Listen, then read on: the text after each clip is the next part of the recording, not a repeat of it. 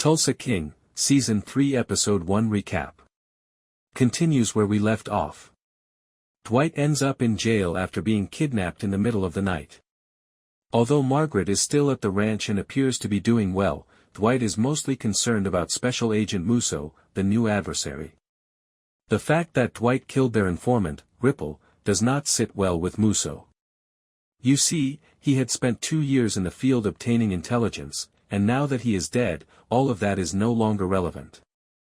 Musso is very resentful of him now that he has a dead case. Dwight reluctantly has to cooperate with this man in order to rescue his company and his pals. He must continue operating his company, but he jumps at the chance to do Musso a favor. Otherwise, this house of cards is going to fall apart in a huge way. After being driven home, Dwight apologizes to Margaret. Because she is too good a person for what will happen next, he pushes her away in an attempt to resolve the problem. Margaret, of course, declines and resolves to stay through thick and thin. But there is another issue to deal with. Quiet Ray calls Dwight to meet with him in New York. By himself, he offers Dwight his own land and family in another state, but Dwight declines. Dwight wishes to remain in Tulsa because he has developed this company from the ground up, not to mention the initial treachery of being kicked out. Furthermore, the big man isn't exactly feeling up to the idea of retiring just yet.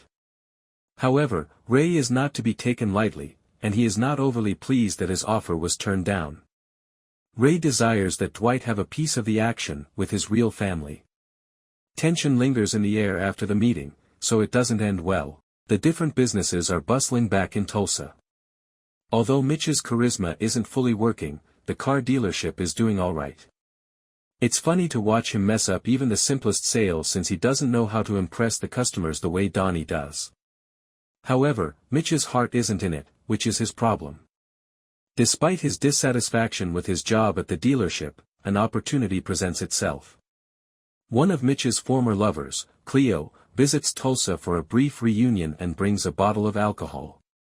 As a master distiller, Cleo's father is currently selling his company. Mitch thinks this would be a fantastic chance for Dwight to grow the company. Theodore, Cleo's father, is unyielding when Dwight meets with him. Jeremiah Dunmeyer is the man he has already promised to sell this to. Cleo's father is persuaded but unable to change his mind when Dwight offers to double the offer that has already been made.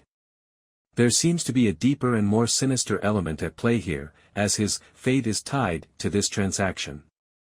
Curiously, Jeremiah also has a kid named Cole, who is bound to cause trouble because he seems like a bit of a clever ass.